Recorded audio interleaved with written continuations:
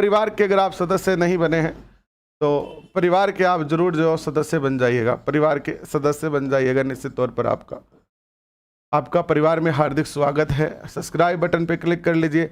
बहुत सारी बहनें फ़ोन करती है कि सर हम यूट्यूब की क्लास से कैसे जुड़े, हमें पता ही नहीं चल पा रहा है कि लाइव क्लास होती कब है। तो लाइव क्लास के लिए आपको कैसे पता चलेगा? पहले तो आपको ये सब्सक्राइब बटन क्लिक करना पड़ेगा और उसके बाद यहाँ पर एक घंटी का निशान बना हुआ है ऐसा, इस घंटी पे क्लिक करके आपको ऑल नोटिफिकेशन जो है वो सिलेक्ट करना पड़ेगा। तब जब भी क्लास शुरू होगी आपके पास नोटिफिकेशन आ जाएगा। इसके अलावा अनअकैडमी पर हमारे जो 5 टेस्ट चल रहे हैं सुबह से लेकर शाम तक, टेस्ट का टाइम ये रहेगा 8 बजे पहला टेस्ट है आपका CDP का, 1 घंटे का टेस्ट होता है, सारे 60 मिनट के टेस्ट होते हैं। दूसरा भी CDP का है 9:30 बजे से। फिर तीसरा जो होता है वो होता है SST का, मिक्स क्वेश्चन का। चौथा टेस्ट जो है वो आपका 1 बजे रहता है, जो रहता है SST का टॉपिक वाइज टेस्ट रहता है। और 5वां जो टेस्ट रहता है वो रहता है 5 बजे, जहां हम शिक्षा शास्त्री और शिक्षण विधियों के क्वेश्चन जो है वो कर रहे हैं। आप सभी इसको ज्वाइन कर सकते हैं, बिल्कुल किसी भी प्रकार का आपको पे भी नहीं करना है। अगर कोई दिक्कत आती है आपको तो आप मुझे कॉल कर सकते हैं इन नंबरों पर कि भैया हम टेस्ट में नहीं जुड़ पा रहे हैं, तो हम टेस्ट में कैसे जुड़ सकते हैं। आपको मैं टेस्ट में जुड़वा दूंगा, लेकिन उससे पहले आप अनअकैडमी का ऐप डाउनलोड करके फिर कॉल करिएगा। अनअकैडमी लर्निंग ऐप आपको डाउनलोड करना है, वो भी मैं आपको बता दूंगा। ग्रुप में जुड़ जाओगे तो आपको सारी चीज़ें पता चल जाएगी। अब चर्चा करते हैं आज के सेशन की। टॉपिक हमारा है राष्ट्रीय आंदोलन 1985 से लेकर और 1900। पहला जो सिलेबस था इससे पहले, उसमें थोड़ा सा पहले का था, उसमें गांधीवादी युग ही था। केवल 1905 से लेकर 1947 तक था, वो आसान हो जाता थोड़ा।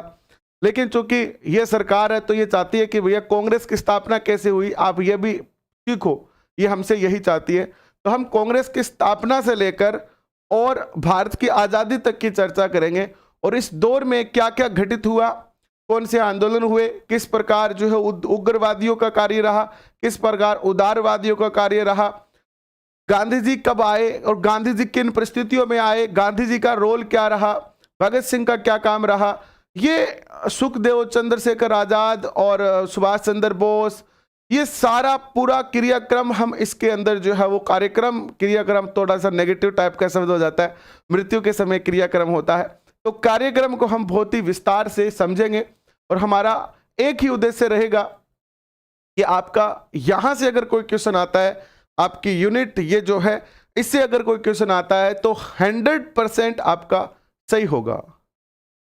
100% आपका जो है यहाँ से क्या होगा, उत्तर सही होगा। ये हमारी पूर्ण जिम्मेदारी रहेगी। तो आइए, बातें बहुत हो गई है, शुरुआत कर देते हैं आज के सेशन की। जितने भी बच्चे जुड़े हुए हैं उन सबका सादर आमंत्रण स्वीकार करें आप हमारा।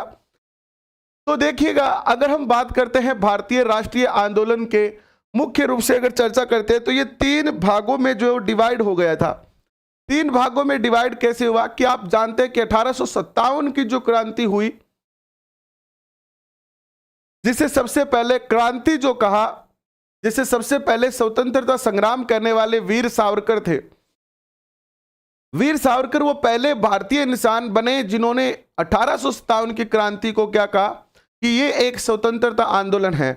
बाकी जितने भी अंग्रेज इतिहासकार हुए हैं और बाकी भारतीय इतिहासकार भी जो हुए हैं ना, वो इस बात को स्वीकार नहीं किए कि ये एक आजादी की क्रांति थी। उन्होंने इसको एक सैनिक विद्रोह ही संज्ञा दी।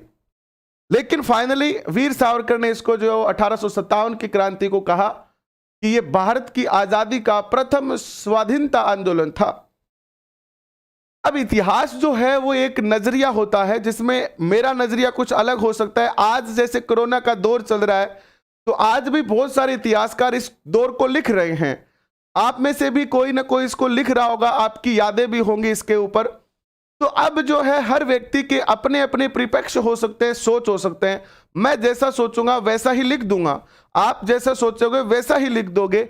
हमें जो वो क्या हो सकते हैं, कुछ ऐसे मुद्दे हो सकते हैं जहां हमारी सहमति ना हो। तो ठीक इतिहास भी ऐसा ही रहा है कि इसका जो इतिहासकार है उसके नजरिए से उसको जो है वो पढ़ाया गया है या लिखा गया है।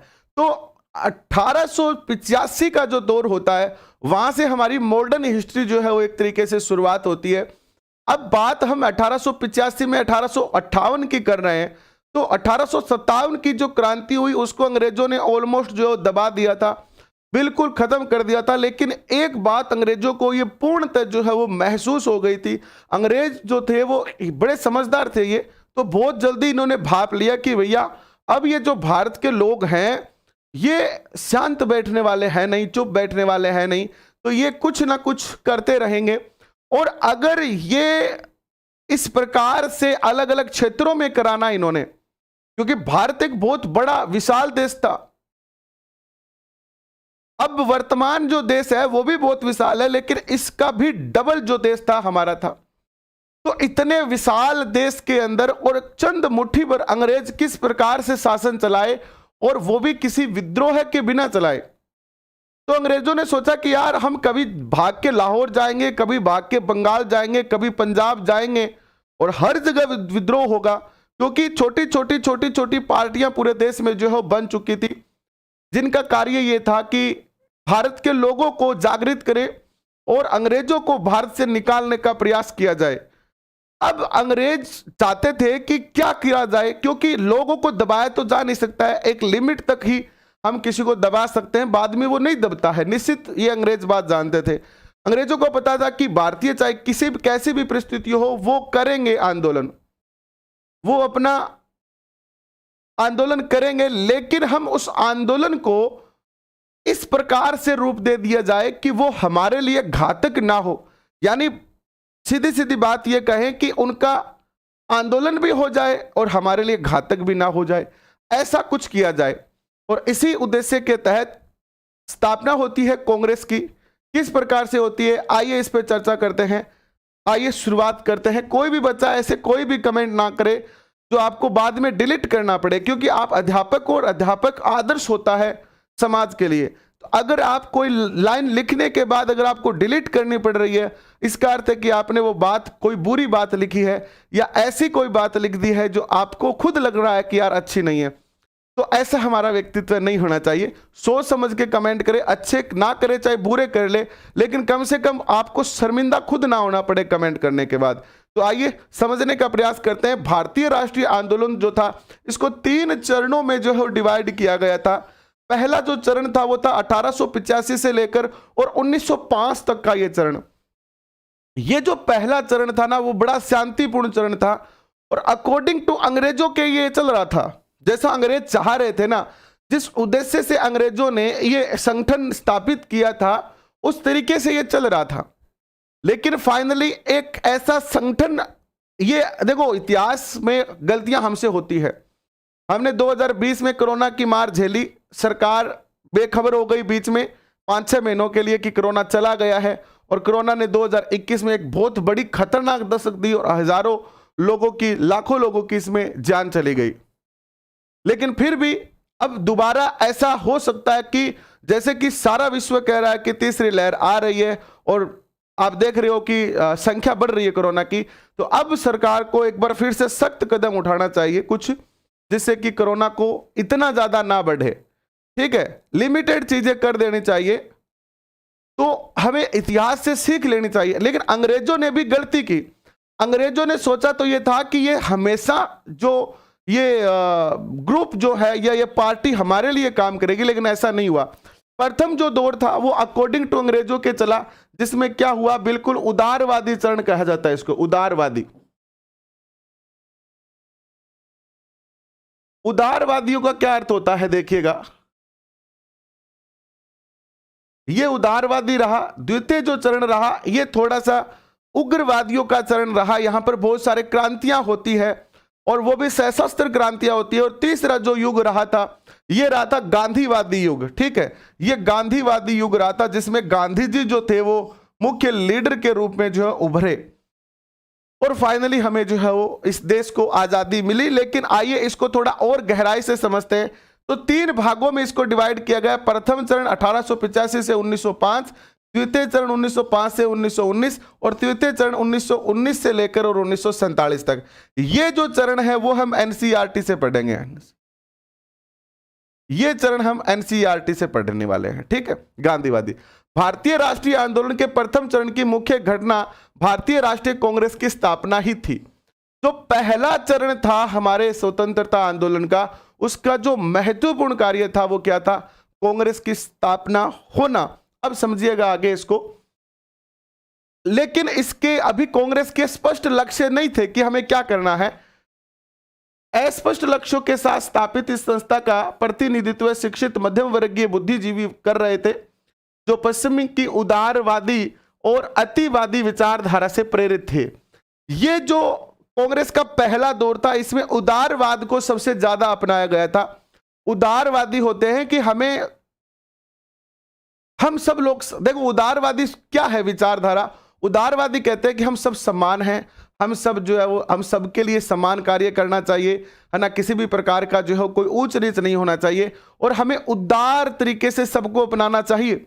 और इन्होंने तो अंग्रेजों को भी एक तरीके से एक्सेप्ट सा कर दिया था कि भैया अभी हम तैयार नहीं है आज़ादी के लिए, अभी हमें अंग्रेजों को हमारे ऊपर शासन करना चाहिए, और अगर कोई हमारी बात है तो हमें अंग्रेजों के सामने हाथ जोड़कर उनसे रिक्वेस्ट करनी चाहिए, उदारता के साथ रिक्वेस्ट करना चाहिए कि साहब मानस शिक्षा दो। अंग्रेजों से विनती करनी चाहिए कि हमारी गरीबी दूर करो, हमारे देश में उद्योगों की स्थापना कर दो साहब, है ना। जैसे आज हम किसी नेताजी के पास जाते हैं या किसी आरएस या आईएएस के पास जाते हैं, है ना, या अरे आईएएस आरएस को छोड़ो, अगर एलडीसी के पास भी जाना होना कोई काम करने के लिए, ऐसे हाथ जोड़ के खड़ा करना होना पड़ता है। साहब मारो काम है, कर दोगा कि कर दो साहब, वो कामड़ो कर देता थे, थार तो एक साय नहीं है, और साहब ऐसे करने हो जाते हैं, क्यों आज नहीं होगा, चल ले जा, कल आना, भाग जा।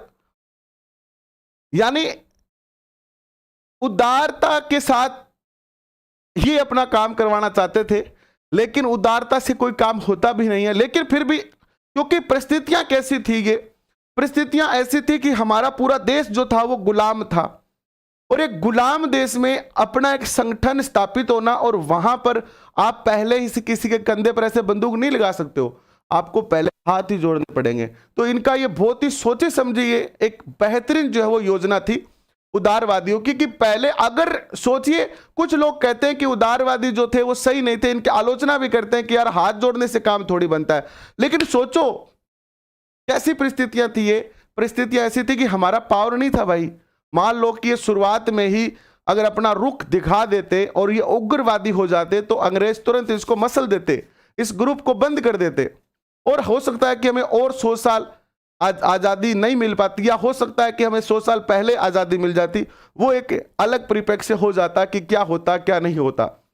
लेकिन फिर भी समझिएगा, आगे बढ़ते हैं। उदारवादी एवं अतिवादी जो है वो विचारधारा से प्रेरित है। भारतीय राष्ट्रीय आंदोलन के द्वितीय चरण में कांग्रेस परिपक्व होने के साथ अपने उद्देश्य और सीमाओं का विस्तार कर चुकी थी। अब कांग्रेस ने क्या किया कि अब कांग्रेस ने पहले अपने आप को स्टेबल किया कि हमें पहले अंग्रेजों में अपना विश्वास बनाना है, उनको गुमराह करना कि यार ये कांग्रेस तो बहुत अच्छा काम कर रही है। इन्होंने क्या किया, लोगों को शिक्षित करने का काम किया।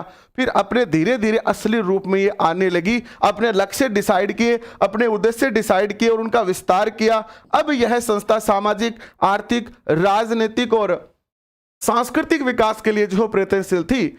आंदोलन की इसी चरण में कांग्रेस का एक और जो गुट है वो उभर के आता है, जिसे उग्रवाद कहते हैं।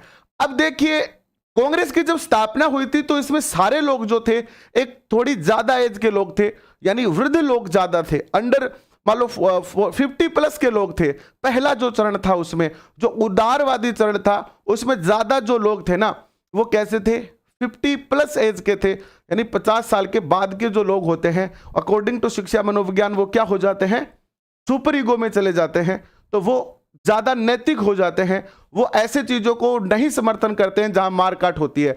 लेकिन चूंकि धीरे धीरे जैसे जैसे समय बीता इसमें नए जोशीले युवा आए, लाल बाल पाल जैसे लोग इसमें मिले, और उन्होंने कहा कि यार क्या ये हाथ जोड़ना पड़ा है, हर काम के लिए हाथ नहीं जोड़ा जा सकता और हर काम हाथ जोड़ने से नहीं होता है, हमें विरोध करना होगा, हमें अपनी मांग को अंग्रेजों के सामने सख्ताई से रखना पड़ेगा। हम ये नहीं कह रहे हैं कि अंग्रेजों को मारना है हमें, लेकिन अपनी बात को हमें सख्ताई से रखना पड़ेगा, ऐसे हाथ जोड़ने से काम नहीं होगा।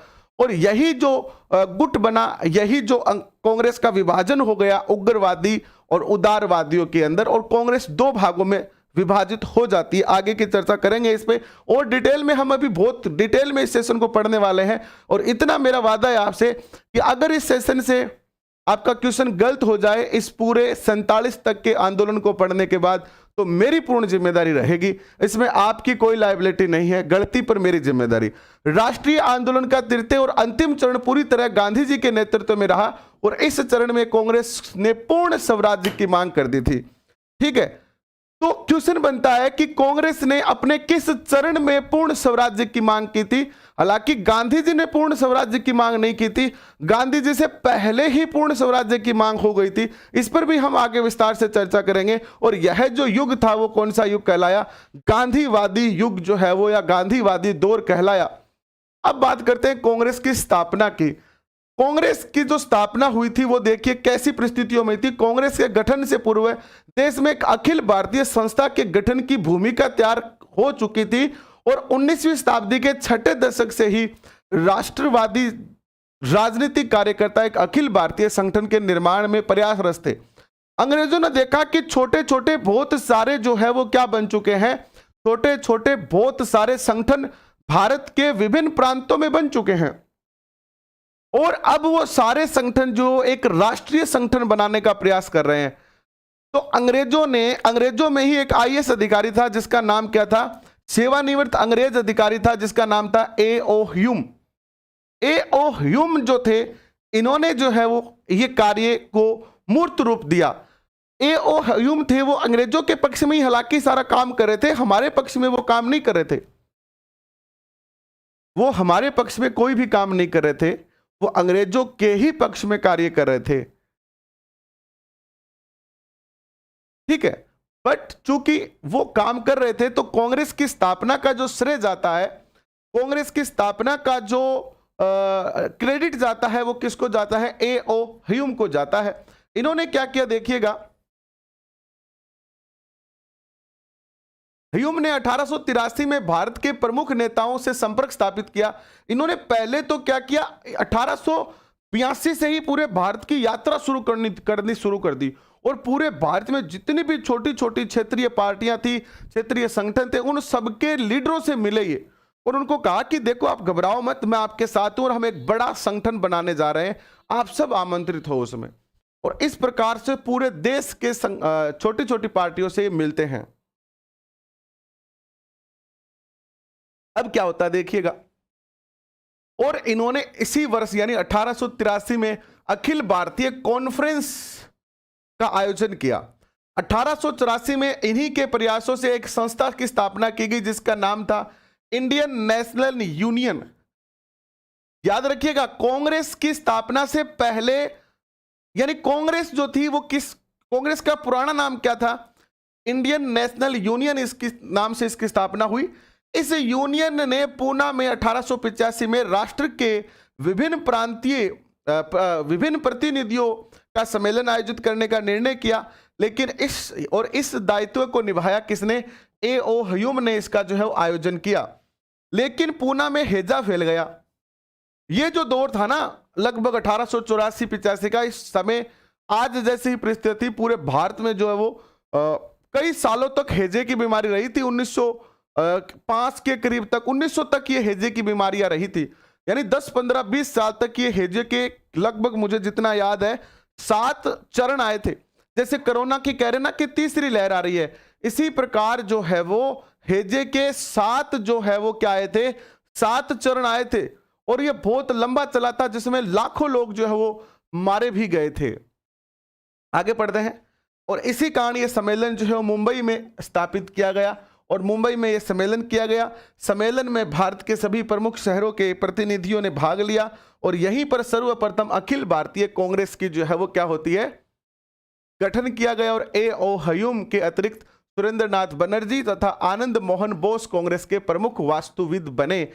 तो फाइनली कांग्रेस की जो स्थापना हुई वो कब हुई, 1885 के अंदर जो है इसकी स्थापना होती है। और कहां होती है? मुंबई अधिवेशन के अंदर इसकी जो है ऑफिशियल रूप से जो है क्या हो जाती है? स्थापना कर दी जाती है। इसके बाद देखिए, और इसके एक तो A.O. ह्यूम तो थे ही, इसके अलावा सुरेंद्रनाथ बनर्जी और आनंद मोहन बोस इसके प्रमुख जो थे वो वास्तुविद बने हैं। कांग्रेस के प्रथम अधिवेशन की अध्यक्षता व्योम चंद्र बनर्जी। ये क्वेश्चन काफी बार पूछा जा चुका है कि कांग्रेस का प्रथम जो अधिवेशन हुआ इसकी अध्यक्षता किसने की थी? व्योम चंद्र बनर्जी ने की थी। और इसके अलावा इसमें 22 और भी प्रतिनिधि थे जिन्होंने भाग लिया। बेहतर थे ये, मैंने 22 बोल दिया है। इसके पश्चात प्रतिवर्ष भारत में विभिन्न शहरों में इसके अधिवेशन होते रहे और देश के अलग अलग राष्ट्रवादी नेता जो है कांग्रेस के प्रारंभिक चरण में इसके अध्यक्ष भी बने। और इसमें जो नाम आता है, सबसे ज्यादा बार कांग्रेस के अध्यक्ष बनने वाले कौन है? सबसे ज्यादा बार 3 बार कांग्रेस के अध्यक्ष बने थे प्रथम चरण में, दादा भाई नौरोजी। बहुत ही महत्वपूर्ण क्वेश्चन है। इसके अलावा जो है वो बदरुद्दीन तैयब जी, फिरोज शाह मेहता, पी आनंद चालू, सुरेंद्र बनर्जी, रोमेश चंद्र दत्त, आनंद मोहन बोस, गोपाल कृष्ण गोखले इसके जो प्रमुख अध्यक्ष पद पर रहने वाले व्यक्तियों में से थे ये। ठीक है। इसके बाद देखिएगा अन्य भी नेता थे जिसमें मदन मोहन मालवीय, जी सुब्रमण्यम अय्यर, सी विजय राघवाचारी और दिनेश दिनसा ई वाचा थे। इनका नाम उल्लेखनीय आता है। अब मजे की बात और जो इंटरेस्टिंग फैक्ट है जहां से क्वेश्चन पूछा जा सकता है वो यह है कि कलकत्ता विश्वविद्यालय की प्रथम महिला स्नातक, जिसने क्या किया था? स्नातक का अर्थ होता है ग्रेजुएशन। प्रथम ग्रेजुएट महिला थी जिसका नाम था कादम्बिनी। ये जरूर याद रखना, कादम्बिनी पहली महिला थी। कादम्बिनी गांगुली, जिसने 1890 में प्रथम बार कांग्रेस को संबोधित किया। यानी किसी अधिवेशन में किसी भारतीय महिला को बोलने का मौका मिला। कौन थी ये बहन? ये जो बहन थी ये थी कादम्बिनी गांगुली थी। 1890 के अंदर पहली बार इसको मौका दिया। और इसका क्या हुआ? इसका ये हुआ कि अब जो है वो महिलाओं में ये जब खबर गई, खास तौर पर उच्च वर्ग की। एक्चुअली एक बात मैं आपको और बताना भूल गया कि कांग्रेस का जो ये पहला जो दौर था ना 1885 से लेकर और 1905 तक का, ये केवल उच्च वर्ग तक ही सीमित था। कांग्रेस केवल चंद उच्च वर्ग के जो लोग थे और जो पैसे वाले लोग थे उन्हीं का रह गया था। यानी सामान्य जनता से इसका कोई भी लगाव नहीं था और सामान्य जनता तक इसकी पहुंच नहीं थी। किसान मजदूर वर्ग तक इसकी कोई पहुंच नहीं थी। ये उच्च वर्ग तक ही सीमित था कांग्रेस। ठीक है। मध्यम वर्ग और निम्न वर्ग के साथ इसकी कनेक्टिविटी नहीं साबित हुई थी। ये मध्यम वर्ग और निम्न वर्ग के साथ तो गांधी जी के आगमन के बाद इनकी कनेक्टिविटी स्थापित हुई। इससे पहले ये केवल जो था वो क्या था? उच्च वर्ग तक ही जो है वो सीमित था। आगे समझिए इसको थोड़ा सा और वन लाइनर करवाएंगे इसको। इस टॉपिक के जितने भी क्वेश्चन आज तक पूछे गए हैं या आपके first grade, second grade, UPSC, RS, REET, CTET, इन पेपरों में जितनी भी बार इस टॉपिक से क्वेश्चन पूछे गए हैं वो सारे आपको एक साथ करवा दूंगा जैसे ही ये टॉपिक एंड होगा। और इससे क्या हुआ? पूरे देश की महिलाओं के अंदर जो थोड़ी जागृति आई और उन्होंने जो है स्वतंत्रता आंदोलन में क्या लेना शुरू कर दिया? भागीदारी लेना जो है शुरू कर दिया। इसके बाद देखिए क्या होता है। भारतीय राष्ट्रीय कांग्रेस के अतिरिक्त प्रांतीय सभाओं, संगठनों, समाचार पत्रों और साहित्यों के माध्यम से भी राष्ट्र गतिविधियां जो है राष्ट्रवादी गतिविधियां शुरू हो गई। कांग्रेस की स्थापना के बारे में एक ये जो लाइन है, हालांकि बहुत अच्छे लेवल की लाइन है, यूपीएससी, आरएस में ऐसे क्वेश्चन पूछे जाते हैं, लेकिन चूंकि हमारा लक्ष्य है कि हम कोई भी चीज छोड़ ना दें, हम क्योंकि कहते हैं ना कि एक भी बच्चा छूटा तो सुरक्षा चक्कर टूटा। जब भी ये पोलियो की दवाई पिलाई जाती है तो ऐसा एक ऐड करते हैं। तो हम कुछ भी छोड़ना नहीं चाहते, हम एक एक लाइन को पढ़ेंगे, चाहे एग्जामिनर कहीं से भी क्वेश्चन क्यों ना पूछ ले, हम उसको नहीं छोड़ेंगे। यही हमारा लक्ष्य है। प्रश्न करवाना आसान है। मल्टीपल चॉइस क्वेश्चन कर लोगे आप, मल्टीपल चॉइस क्वेश्चन आपको याद भी हो जाएंगे, रट भी लोगे, लेकिन आपको कॉन्सेप्ट समझ में नहीं आएंगे। और ये जरूरी नहीं है कि जो मल्टीपल क्वेश्चन हमने किए हैं एमसीक्यू वो ही आएंगे। हो सकता है कि उससे आगे वाली लाइन उठा के आपसे पूछ ले। तो जब आपका कॉन्सेप्ट पढ़ा हुआ है, एक बार कम से कम मिनिमम टू मिनिमम 1-2 बार आपका पढ़ा होना जरूरी है, वो भी अच्छे से पढ़ा हुआ होना जरूरी है।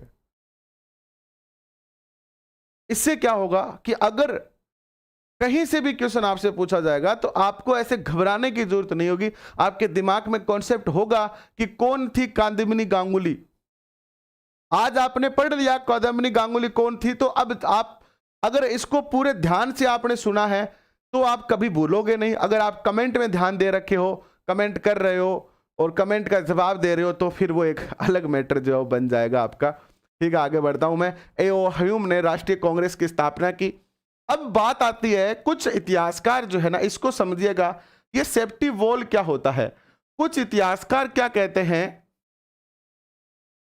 कुछ इतिहासकारों ने ये एक बात कही कि देखिए, ये होता है एक कुकर और ये कुकर का होता है ढकना, और इस ढकने के ऊपर यहां पर एक होती है सीटी, और यहां पर ये एक आता है इधर, और इस हत्थे के नीचे ये हत्था यहां आता है, और इस हत्थे के नीचे यहां पर जो एक सेफ्टी वॉल बना होता है, ये है सेफ्टी वॉल। यहां पर ये सेफ्टी वॉल होता है।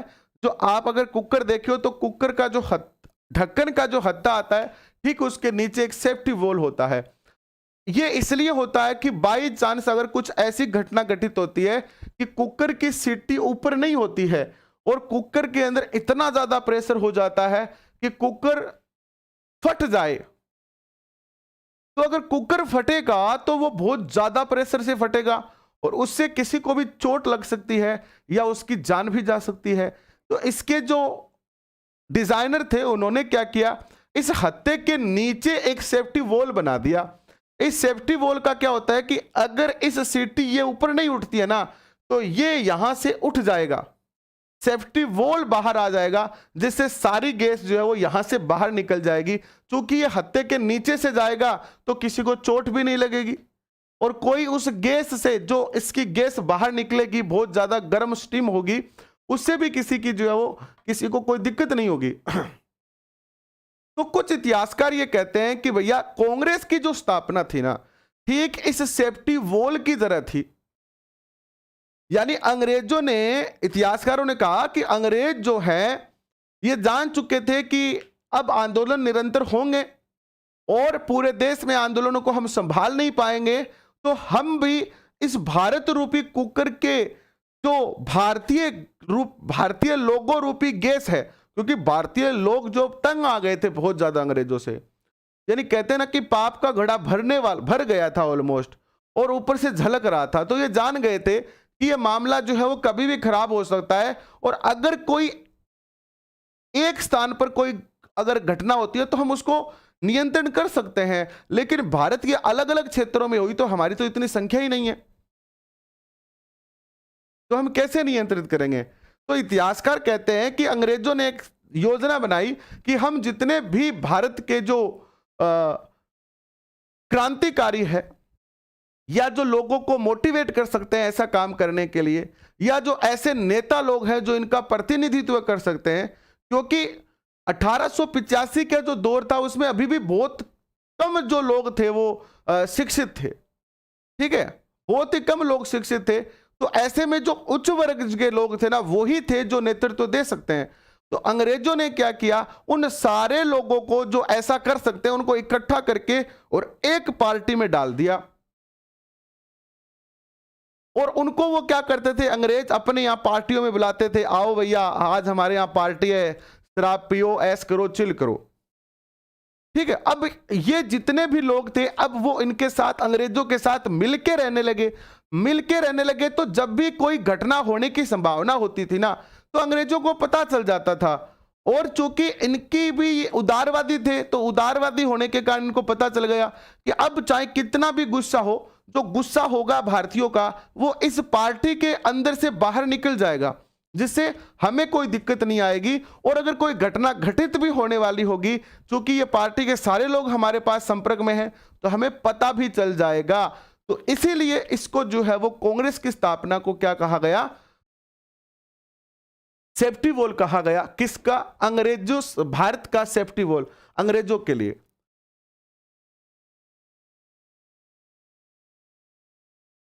तो ये है सेफ्टी वॉल का कॉन्सेप्ट। इस पर अलग अलग विद्वानों की अलग अलग राय है, थोड़ा सा उसको समझने का प्रयास कर लेते हैं हम।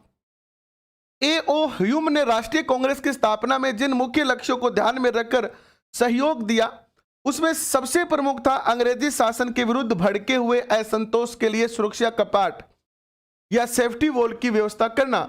सरकारी अधिकारियों के रूप में कार्य करते हुए ह्यूम को कुछ ऐसी सूचनाएं प्राप्त थी कि शीघ्र ही राष्ट्रीय आंदोलन होने की संभावना है, और यदि कांग्रेस का गठन हो जाएगा तो वह जनता की दबी हुई भावनाओं एवं उद्गारों को बाहर निकालने का अवसर प्रदान करने वाली संस्था सिद्ध होगी, जो किसी प्रकार की हानि होने से बचाएगी। इसीलिए ह्यूम ने भारत में तत्कालिक जो वॉइस राय थे, कौन थे? Lord Dufferin. यह क्वेश्चन महत्वपूर्ण है कि कांग्रेस की स्थापना के समय भारत के जो वॉइस राय थे वो कौन थे? तो ये एक बेहतरीन क्वेश्चन बनता है, नोट कर सकते हो आप। लॉर्ड डफरिन जो थे वो भारत के क्या थे? वॉइस राय थे, और इनसे अनुरोध किया गया कि आप जो कांग्रेस की स्थापना में किसी भी तरीके की रुकावट पैदा ना करें।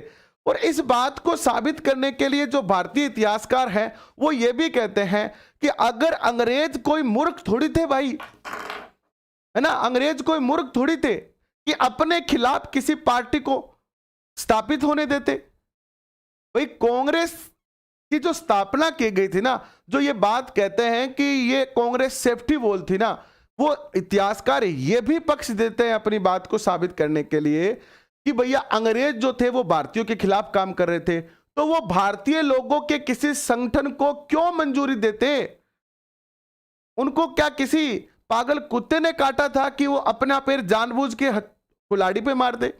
तो ये तो अंग्रेजों की सोची समझी साजिश थी कि उन्होंने अनुमति दी कि ठीक है बना लो, बना दो। अंग्रेजों ने तो अपना सेफ्टी वॉल ही बनाया था, ठीक है, ये बात साबित करते हैं इतिहासकार। लेकिन कुछ इसके विरोधी है, कुछ इसके पक्षधर भी है। भारत के आधुनिक इतिहासकारों ने सेफ्टी वॉल की अवधारणा को जो है वो लेकर मैत्रिक नहीं है, और इनके अनुसार कांग्रेस की स्थापना भारतीयों में आई राजनीतिक चेतना का परिणाम है। कुछ इतिहासकार कहते हैं कि नहीं, ऐसी कोई बात नहीं है, ये तो राजनीतिक चेतना थी, ठीक है। ऐसी संस्था की स्थापना करना चाहते थे जिसके द्वारा भारतीयों की राजनीतिक और आर्थिक मांगों को सरकार के सम्मुख रखे।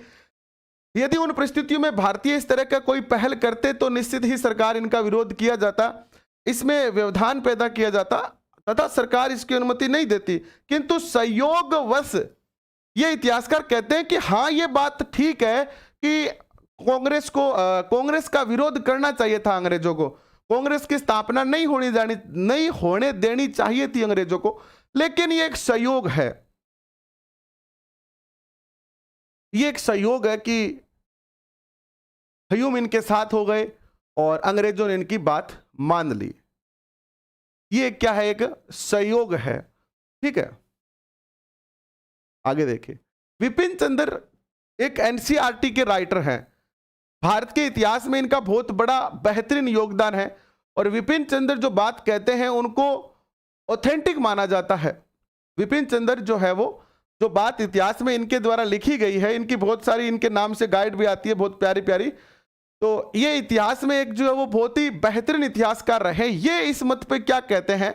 ये कहते हैं कि ह्यूम ने कांग्रेस की स्थापना के लिए ये तड़ित चालक और उत्प्रेरित कार्य किया था, जिससे राष्ट्रवादियों को एक मंच पर एकत्रित होने एवं कांग्रेस का गठन करने में सहायता मिली, और इसी से सेफ्टी वॉल की अवधारणा का जन्म हुआ है। ये कहते हैं कि ये बात सत्य है भैया, अंग्रेजों ने सोची समझी साजिश की थी और अपना लिए फायदा के लिए इसकी स्थापना की थी। कांग्रेस की स्थापना के पश्चात भारत का स्वतंत्रता आंदोलन लघु पैमाने एवं मंद गति से ही सही किंतु संगठित रूप में प्रारंभ हुआ।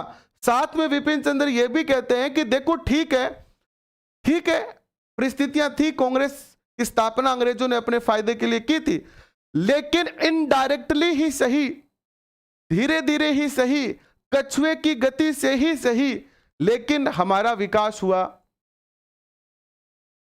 क्या विकास हुआ? लोगों के अंदर सामाजिक जागरूकता आई, लोगों के अंदर शिक्षा का प्रचार प्रसार हुआ। लोग जो है वो देखिए, भारत में स्वतंत्रता आंदोलन लघु पैमाने एवं मंद गति से ही सही किंतु संगठित रूप से प्रारंभ हो गया था। अब हमारा एक राष्ट्रीय स्तर पर एक संगठन स्थापित हो गया था जो अंग्रेजों से डायरेक्ट बात कर सकता था। अंग्रेजों से डायरेक्ट क्या कर सकता था, संवाद कर सकता था, अपनी मांग रख सकता था, अपनी समस्या बता सकता था। तो ये एक अच्छी बात हुई और इससे भारतीय लोगों में जागरूकता भी आई और इससे जो है वो हम स्वतंत्रता की तरफ जो है वो धीमी गति से ही सही लेकिन बढ़ने लगे। कांग्रेस के उद्देश्य और कार्य क्या रहे थे इसको समझते हैं। लोकतांत्रिक राष्ट्रवाद आंदोलन चलाना था इनका, भारतीयों को राजनीतिक लक्ष्यों से परिचित करवाना और राजनीतिक शिक्षा देना था। ये जो उदारवादी जो दौर चला था 1885 से 1905 तक का, इसमें सबसे बड़ा बेनिफिट आपको पता है क्या हुआ? सबसे बड़ा बेनिफिट हुआ कि लोगों को यह पता चला कि यार हमारी कोई मांग है जो हम अंग्रेजों तक पहुंचा सकते हैं, अगर हम क्या हो, पढ़े लिखे हो। तो अगर हम पढ़े लिखे ही नहीं होंगे तो मामला ही खत्म हो जाएगा। भारतीयों को राजनीतिक लक्ष्यों से परिचित करवाना, राजनीतिक शिक्षा देना कि होती क्या है आजादी, तुम्हारे राजनीतिक अधिकार क्या है,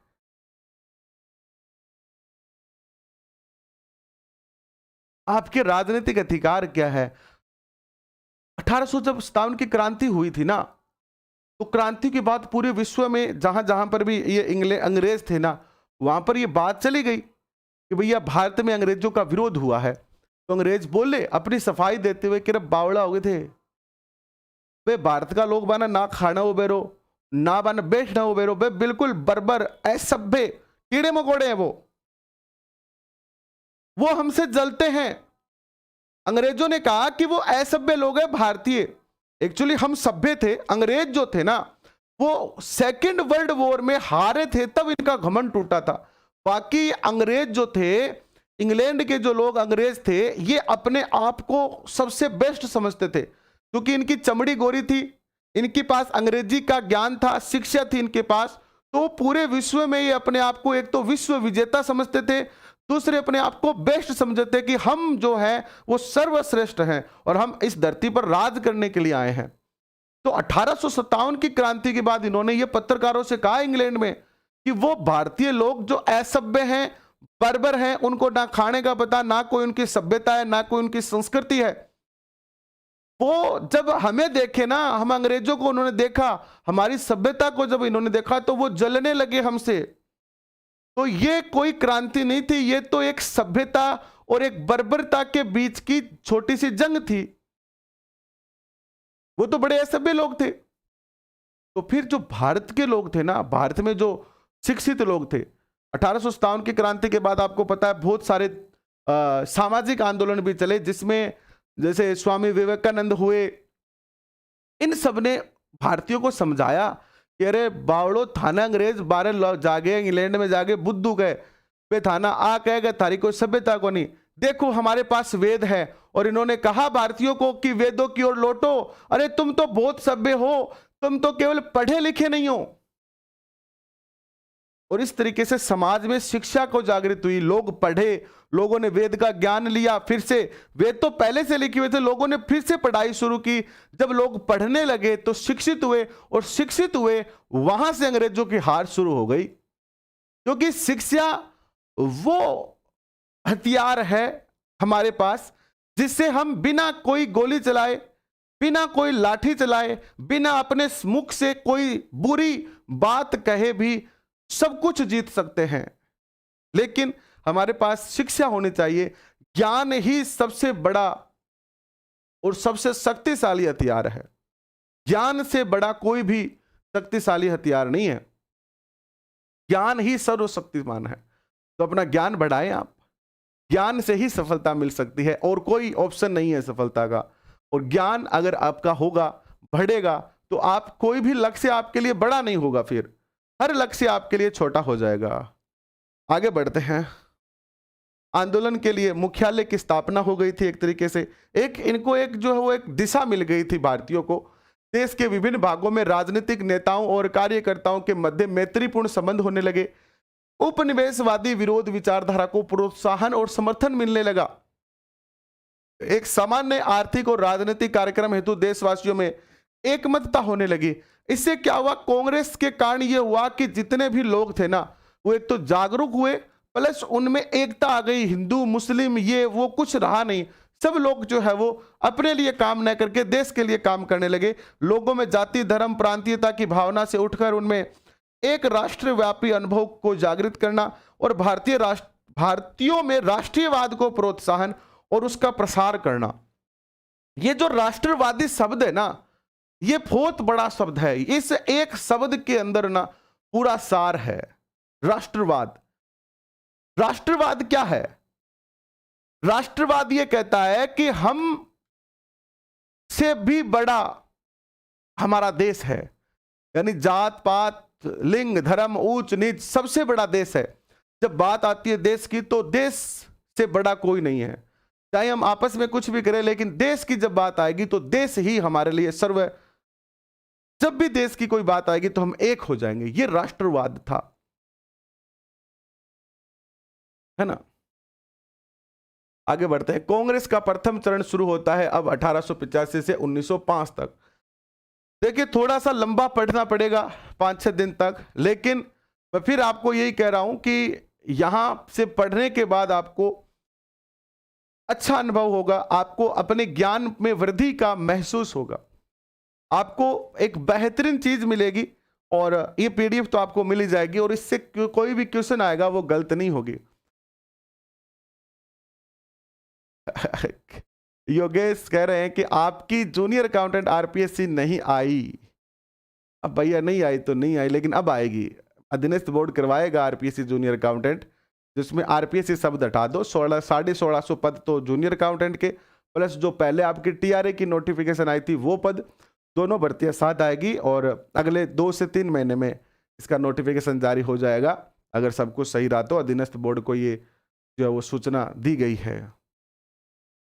ठीक, कांग्रेस के इस चरण को उदारवादी चरण के नाम से भी जाना जाता है, क्योंकि इस चरण में आंदोलन का नेतृत्व मुख्यतः उदारवादी नेताओं के हाथ में था, जिसमें दादा भाई नौरोजी, फिरोज शाह मेहता, दिनेश वांचा, डब्ल्यू.सी. बनर्जी और एस.एन. बनर्जी, रास बिहारी घोष, आर.सी. दत्त, बदरुद्दीन तैयब जी, गोपाल कृष्ण गोखले, पी.आर. नायडू, आनंद चालू, पंडित मदन मोहन मालवीय इत्यादि प्रमुख नेता थे।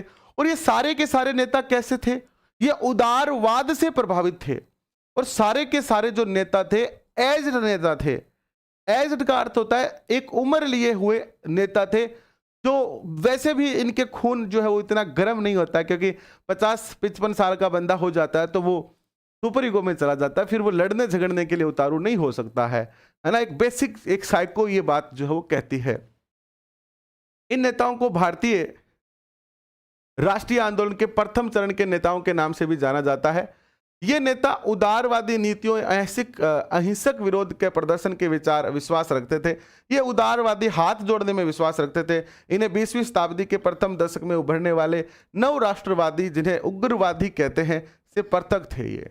ठीक है, उदारवादी कानून के दायरे में रहकर अहिंसक व संवैधानिक प्रदर्शनों के पक्षधर थे। यद्यपि उदारवादियों की यह नीति अपेक्षाकृत धीमी थी, किंतु इससे क्रमबद्ध राजनीतिक विकास की प्रक्रिया प्रारंभ हुई। उदारवादियों का मत था कि अंग्रेज भारतीयों को शिक्षित बनाना चाहते हैं।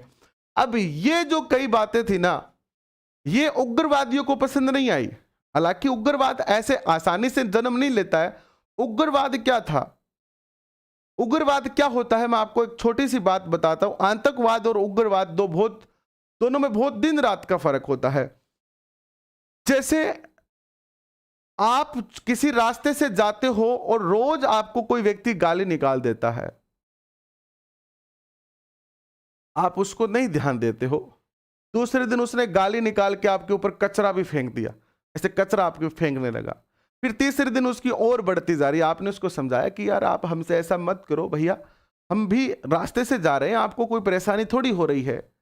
लेकिन फिर भी वो व्यक्ति बात आपकी नहीं मानता है, तो फिर ये उग्रवादी क्या कहते हैं कि अब अगर वो नहीं मान रहा तो फिर उसको ठोको, क्योंकि ठोकना जरूरी है उसको, फिर उसकी ठुकाई जरूरी है। हाथ जोड़ने से काम सारे नहीं बनते हैं।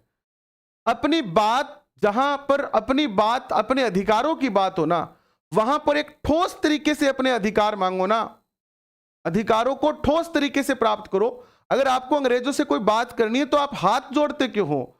आप अपने अधिकार मांग रहे हो और अपने देश में हो, आप किसी दूसरे के देश में थोड़ी मांग रहे हो, ठरके से मांगो।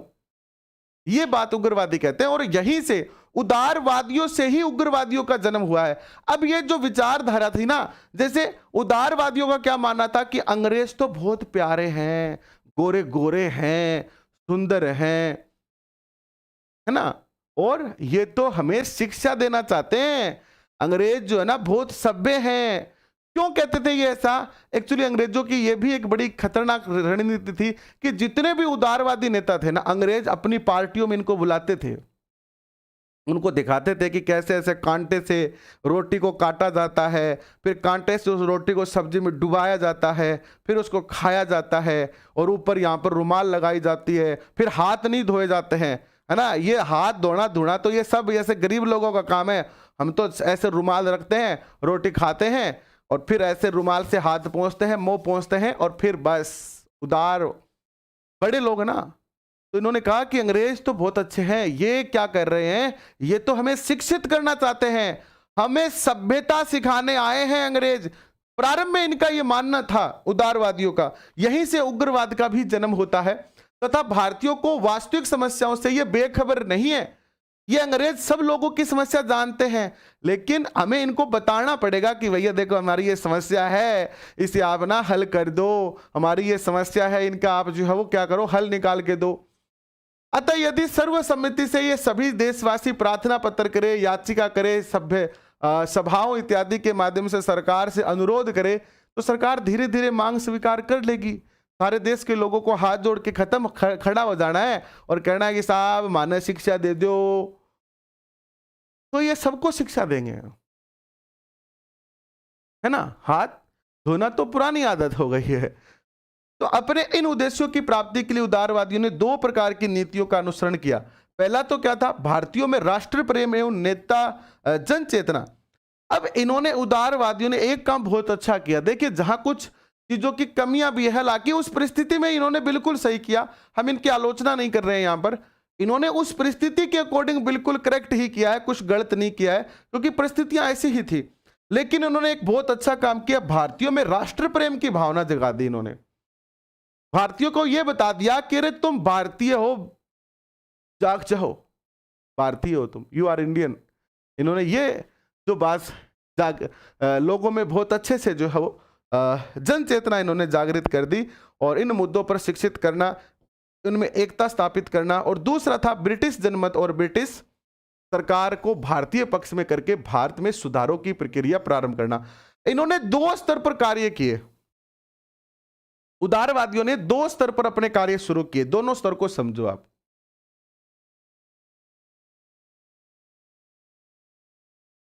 इन्होंने क्या किया? दो तरीके से अपने कार्य शुरू किए। एक तो भारतीयों को तो क्या किया, शिक्षित करने का प्रयास किया, प्लस उनमें राजनीतिक जागृति चेतना जागृत की। उन्हें बताया कि तुम कौन हो, तुम भारत के निवासी हो। दूसरा इन्होंने क्या किया, लंदन गए इनके कुछ नेता, उदारवादियों के जो नेता थे, कांग्रेस के जो नेता थे, उनको लंदन भेजा गया। जहां जहां अंग्रेज रहते थे वहां वहां भेजा गया, और वहां पर यह कहा गया कि देखिए आप बहुत अच्छे हैं, आप सभ्य हैं, आप चूंकि हमारे देश में आपका शासन है, तो हम आपसे ये विनती करते हैं कि आप जो हमारे देश के शासक हैं उनको आप निवेदन करें कि वो हमारी मांगों को मान ले, हमें शिक्षा दे दे, है ना। हम आपसे आज़ादी नहीं चाह रहे, हम शिक्षा चाह रहे हैं। और ये एक बहुत अच्छा कारगर कार्य था अंग्रेजों को। अंग्रेजों से अगर मान लो शिक्षा आती है तो इससे भारतीयों को तुरंत तो फायदा नहीं मिलता, लेकिन फाइनली फायदा भारतीयों का ही होना था, है ना। फाइनली भारतीयों का ही तो फायदा होना था। तो आगे समझो इसको। अपने दूसरे उद्देश्यों के लिए राष्ट्रवादियों ने 1899 में एक बहुत प्यारा क्वेश्चन बता रहा हूं, जो बेहतरीन क्वेश्चन है। 1899 में भारतीय राष्ट्रीय कांग्रेस की ब्रिटिश कमेटी बनी थी इंडिया नाम से। किस नाम से? इंडिया की जो है वो स्थापना की गई। और दादा भाई नौरोजी ने अपने जीवन का काफी समय जो है वो इंग्लैंड में बिताया और विदेशी भारतीयों के पक्ष में जनमत तैयार किया, ठीक है। और ये दादा भाई नौरोजी जो है वो इंग्लैंड चले गए, और वहां पर इन्होंने अंग्रेज लोग जो थे ना, उनमें भारतीयों के प्रति सहानुभूति जागृत की कि देखो तुम्हारा देश है, तुम अपने देश के शासकों को कहो कि भारतीय लोगों को भी शिक्षा दे, है ना। इस तरीके का ये जो काम था वो काफी कारगर साबित हो रहा था इनका। और 1990 में दादा नौरोजी जो है वो 2 वर्ष पश्चात 1892 के अंदर जो है वो भारतीय राष्ट्रीय कांग्रेस का एक लंदन में अधिवेशन आयोजित करने का निश्चय किया और 1891 में लंदन में आम चुनाव आयोजित किए जाने के कारण इन्होंने यह निर्णय स्थगित कर दिया था। लेकिन उदारवादियों का मानना था कि ब्रिटेन से भारत का संपर्क होना भारतीयों के हित में ही है। ये जो कई बातें थी ना, जैसे कि अंग्रेज भारतीयों के लिए अच्छा कर रहे हैं, भारतीयों पर अंग्रेजों का शासन करना बहुत अच्छा है, ये कुछ कुछ बातें जो है ना कुछ कुछ उदारवादी नेता के ही चुभने लगी थी। जो नए यूथ आ रहा था ना, नया जो 18, 16, 17 साल का 25 साल का जो युवा कांग्रेस में भर्ती हो रहा था ना, उसके इधर चुभने लगी कि यार अपन देश की आजादी के लिए काम कर रहे हैं और ये हमारे नेता ये कह रहे हैं कि अंग्रेज तो बहुत अच्छे हैं, ये तो हमारा सौभाग्य है कि अंग्रेज हम पे शासन कर रहे हैं। तो ये बातें युवा जो कांग्रेसी थे इनको चुभने लगी दिल ही दिल में। आगे देखिए क्या होता है।